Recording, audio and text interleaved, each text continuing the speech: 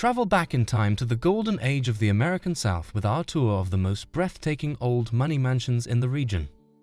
You'll see firsthand the grandeur and elegance that define the South's most magnificent homes, and gain insight into the lives of the elite who once called them home. On number 4 we have Hearst Castle. On California's central coast, there lies a historic home called Hearst Castle. Between 1919 and 1947, it was constructed by William Randolph Hearst, a prosperous newspaper tycoon. Over 1 million people visit Hearst Castle each year, which attracts National Historic Landmark status.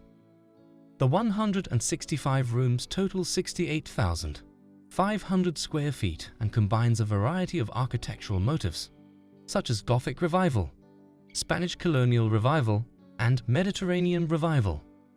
The castle also has a sizable collection of international art, antiquities, and relics. Hearst Castle's building was a major endeavor that took many years and the labor of thousands of people. Julia Morgan, an architect who oversaw the project, collaborated closely with Hearst to realize his vision. Hearst's trips to Europe and his interest in art and architecture had a big impact on the building process. The marble from Italy, the limestone from France, and the wood from England were just a few of the foreign resources utilized to create the home. Beautiful gardens, swimming pools, and fountains on the site are evocative of those seen in European palaces. On number 3 we have Jocelyn Castle. Omaha's ancient Jocelyn Castle. George and Sarah Jocelyn, publishing and timber millionaires, erected it in 1903. John MacDonald designed the 19,360 square foot Scottish baronial palace. It has 35 rooms, including a grand hall, drawing room, music room, and 24-person dining room. It has a carriage house and various outbuildings. The house has 5.5 acres of grounds, fountains, and a reflecting pool. Nearly all time, the estate shrank from nearly 30 acres. The Jocelyns gave the property to Omaha, which utilized it as a school, and the Omaha Public Schools Foundation's offices. The Jocelyn Castle Trust, a non-profit organization, bought the house in 1989 and restored and preserved it. Jocelyn Castle hosts tours, events, and educational activities. Fascinating and true luxury, isn't it? Well, the remaining 2 mansions are not to be missed. On number 2 we have Mar-a-Lago. An old home called Mar-a-Lago is in Palm Beach, Florida, in the United States. It was created by architect Marion Sims Wyeth and constructed in the 1920s by rich socialite and entrepreneur Marjorie Merriweather Post. The 126 rooms of the 20-acre home include a sizable ballroom, multiple bedrooms and baths, as well as various dining and living areas. There are also tennis courts, a beach club, and a sizable pool on the site. The property was bought by the US government when Post passed away and utilized as a presidential retreat before being given back to the Post Foundation. Businessman and potential US President Donald Trump bought the property in 1985 and turned it into a private club.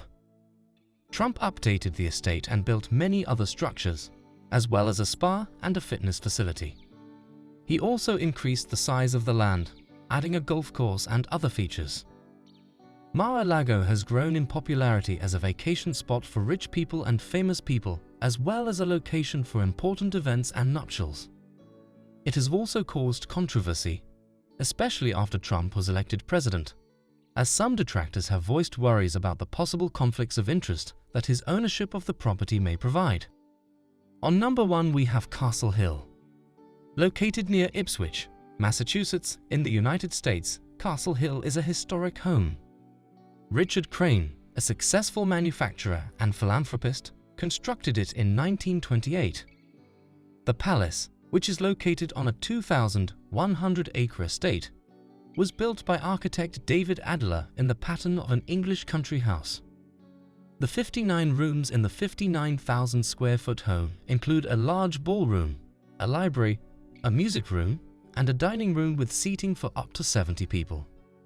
Other facilities on the site include a greenhouse, a gatehouse, and a carriage house. The home offers breathtaking views of the surrounding countryside and is perched on a hill overlooking the Ipswich River. The estate has a farm, a network of hiking and horseback riding routes, as well as sizable gardens, forests, and meadows.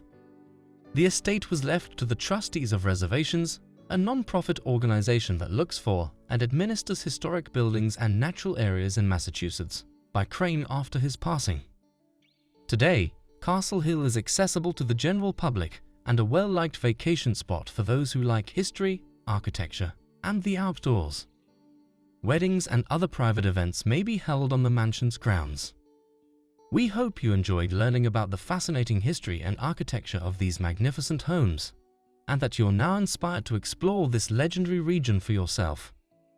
If you enjoyed this video, please don't forget to like and subscribe for more content like this. Until next time, happy exploring!